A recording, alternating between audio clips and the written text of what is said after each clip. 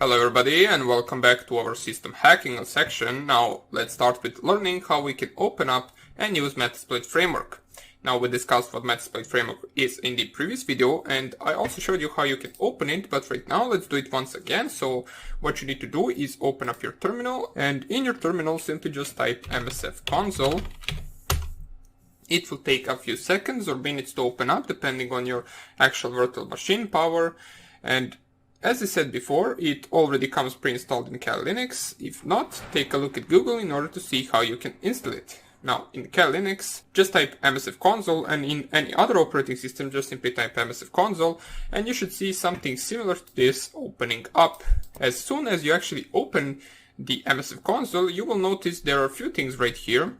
There is this banner which changes from time to time, and right below there should be a list of exploits, auxiliary modules, and many other things, as we can see right here. And we can also see right here the exact number of each of these things currently in the database, and they're all useful to an attack, especially exploits, which you simply just use to attack the target vulnerability. Auxiliary modules, on the other hand, are simply modules that we use in order to perform some type of scans. The post modules, as we can see, there is 329 post modules. That is something that we use once we exploit a target. You can run the post modules to extract some data or get some information that you need from the target system. Now, right here, down below in the second row, we have 545 payloads. Payloads are reverse and bind shells that we drop onto the target once we exploit it in order to be able to control it. So that is most likely a Meterpreter shell or some type of a backdoor that allows us to execute system commands to control, for example, web camera, microphone, to run a keylogger, and bunch of other things as well. The next thing is the encoders. As we can see right here, we have 44 encoders. Encoders are used to actually encode your payload, for example, and simply just to create it less detectable by antivirus programs. And the last thing that we have right here, or not the last thing, the one before last thing, is the NOPs. And simply NOPs are, well, how you would actually define it, it is simply short for the no operation. It is labeled as byte 90, and when a processor loads that instruction, it simply does nothing. Now, the actual usage of NOPs in the msf console is it simply is there to keep the payload size consistent. So for example, if a payload size of a backdoor is 300 bytes and you want it to be 400 bytes, you can simply just add some NOPs, which are going to be no instruction bytes, and add up to 400. And therefore you have the desired size of your own payload. As we can see right here, we have a bunch of these things. We mentioned that there are the most things that are here are exploits, and you can see there is almost 2000 exploits. There is a lot of them. Some of them are for Linux, some of them are for Windows. There are different types of exploits, Apache exploits, Tomcat exploits, and many more. Now, before we actually continue using this, what we're going to do is we'll simply just exit this, and you should see where is all of these things stored. So where are all of these exploits stored in Kali Linux? And in order to see where they are, we can simply just open up a new terminal, or the same one, it doesn't even matter, and use locate command to find the Metasploit directory. So simply just type locate and then Metasploit, press here enter. You'll get a bunch of these results right here. As we can see, these are all of the exploits right here. And what we want to do is we want to actually copy this path up to the Metasploit framework, copy it right here. Now I believe everything is stored right here, and we're going to change our directory to there. So cd and then /user/share/doc and then Metasploit framework. Type here ls. So this is the actual directory. So /user/share/doc and then /Metasploit framework. Now in your case it might actually be different, so make sure that you first of all run the locate command and then find the Metasploit framework directory. Once you go there, in order to actually see all the payloads, exploits, NOPs, and so on, we can simply just navigate to the modules right here. So we can see there is a modules directory, so cd modules, type ls there, and here are all the actual things that we discussed previously. As we can see, here is exploit, here is payload, here are post exploit modules, and in order to actually navigate to one of those, we can simply just go cd exploit, and you will see once you actually type ls in the cd exploit, they're all separated by the type of exploit they are. So we can see there are Android exploits, Apple iOS exploits, BSD, FreeBSD, Linux, mainframe, multi-OS X, QNX, Solaris, Unix, and Windows. So you can, for example, let's say you want to check out Windows exploits and type ls, you will see another separation of the exploits, such as, for example, antivirus exploits, backdoors, backup execute, browser, file format, FTP, HTTP, and so on and so on. So, for example, let's say you're interested in the SMB exploits right here. You can simply just navigate to that directory, type ls, and you will see the SMB exploits.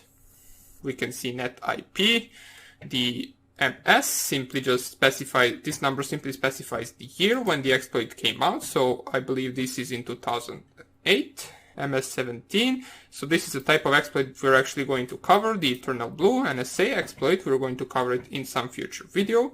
It is used on Windows 7 targets, and it is a really powerful exploit, but we're going to discuss it later on. If you, for example, want to check out a different exploit, let's say you want to go to the HTTP, type ls right here, and you can see there are more actual exploits for the HTTP than for the SMB. And right here, if you simply just go and let's nano this one, we want to nano it right here. You just see this is actually just the actual these are not the exploit, these are actual configuration files. Let me just see right here. If I go, for example, to backdoor, just 1 second, so locate Metasploit. I believe I saw Ruby files, because the Ruby files are something that we actually search for.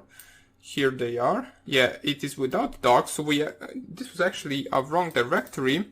It had similar directories, as we can see right here. They're separated by exploit, payloads, and modules, but we actually managed to go to some configuration files, and we are interested in these .rb files, which are the actual exploits coded in Ruby.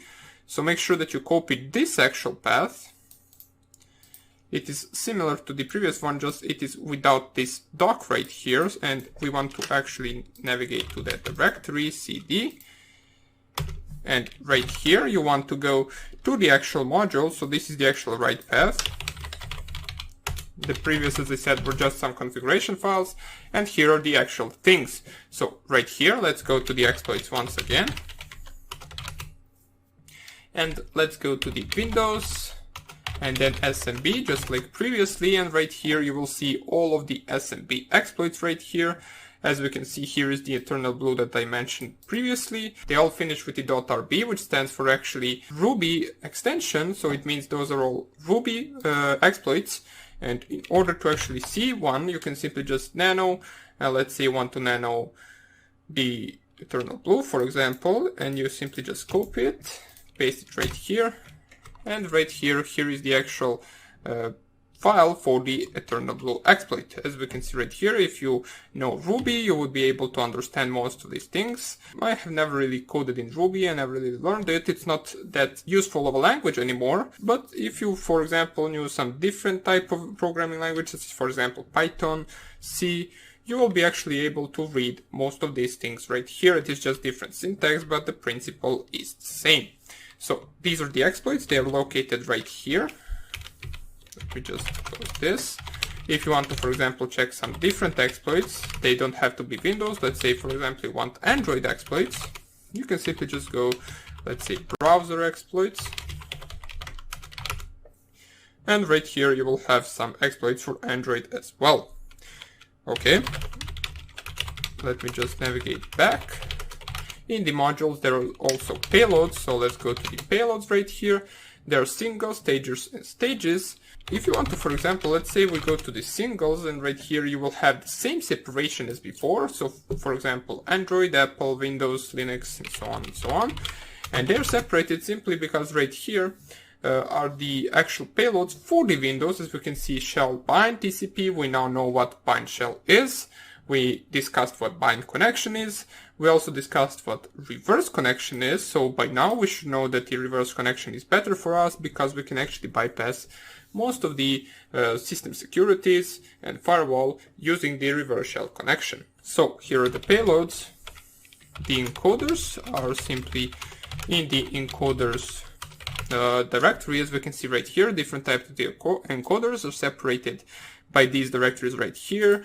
For example, Ruby, PHP, a 64-bit processor, 86-bit processor, and so on and so on. Auxiliary modules, of course, we will cover some of the auxiliary modules, but this section is mainly for the hacking, so we're going to cover a bunch of different exploits. For the Windows 7, for example, then we're going to cover the MSF Venom tool, which is a tool that is used for actually creating our own malware, our backdoor that we can send to the target however we want to, for example, over email, or simply just transferring it over USB drive or over web server, and then we can actually gain access to that specific target. We're going to see all of that being done in the future videos. So for now on, it is important that you get a basic idea of how the Metasploit framework is structured. As we saw right here, there are 6 different modules, or 7 if you include evasion modules. You now know what each of these are, and you know how to open up the MSF console, so simply just type MSF console, and in this specific command tool or command line tool, we can run our exploits. There are a bunch of different commands. For example, if you want to print another banner, you can simply just type banner. You can show different exploits simply just by typing show exploits, and what this will do is it will actually list out all 2000 exploits, and the reason why it is taking this much is because there are a lot of exploits, and then you can see which exploits are there and which one you want to use. You can also use the search command. You can use the use command in order to actually pick an exploit. And we can see right here, here are all of the exploits. Now I will have to zoom out so we actually see them better. So here are all of the exploits. Right here, you also have a few different things besides them, besides the actual exploit name. We can see right here, if we go to the beginning, we can see disclosure date. This is the date when the exploit actually came out in this database. The rank is the actual mark of the exploit. So we can see this one, for example, is excellent. That means it works in most cases. Check yes. This means that it actually checks the target for the exploit first, if it is vulnerable to the exploit. And the description of the exploit is on the right side right here. And the actual name of the exploit, or how you would specify the exploit, is simply just by specifying any of these name right here. So let's say we go down here and we pick, for example, this exploit, copy, and we type use exploit, and then paste this. And simply just by typing use and then exploit slash and then the exploit name, you can define which exploit you want to use. And if you want to actually see the options for that exploit, you can simply just type show options, and it will tell you everything that you need to specify for that specific exploit. Now in this case, there is not many things to specify, so let's choose some different one. Let's say we want to choose some SSH exploit. So copy this, and then we once again type use exploit slash and then paste the name of the exploit. In order to change the exploit, you can see the exploit is written in the red in the brackets right here. You can see it has changed. And if we type show options once again, we can see there are some different options right here to specify in order to run this exploit. As we can see, there are 4 options: the SRV host, the SRV port, the SSL, and the SSL certificate. 2 of those are actually required, and those are the first 2. And you can see that simply in this column right here, as it says required. First 2 are required and the last 2 are not required. Okay, and then once you actually specify these 2, then you can run the actual exploit. And that means for all of the other exploits as well. That is simply how you can pick one, how you can check out the options. If you want to simply just read about the exploit, you can simply just type, I believe, show info, and this will write out all the information about that specific type of the attack. As we can see right here, the description: this module exploits a buffer overflow in security certificate 4.0 beta 2 by sending a vulnerable client an overly long SSH1 protocol identifier string, it is possible to execute arbitrary code.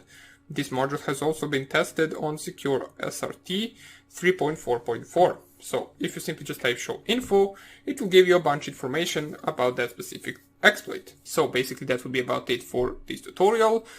We learned some of the basics of Metasploit. We learned some of the basic commands, such as, for example, picking up or picking out the exploit you want, typing use and then the exploit name in order to choose that exploit, then typing show options in order to see what options are there to be set before you can actually run the exploit, and showing the information about that specific attack. So that will be about it for this tutorial.